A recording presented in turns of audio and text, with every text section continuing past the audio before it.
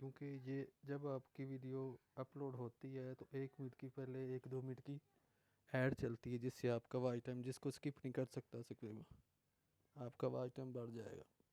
तो इसका ये बेनिफिट है। और इसको ज़्यादातर वीडियो में नहीं यूज़ करना चाहिए क्योंकि सब्सक्राइबर भाग जाएगा, क्योंकि हमने सब्सक्राइबर को साथ लेके चलना है, इसलिए अच्छी वीडियो के में इस्तेमाल करना चाहिए, आम वीडियो में इस्तेमाल नहीं करना चाहिए।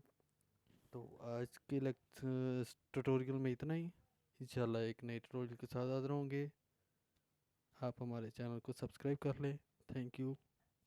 अल्लाह हाफिज़।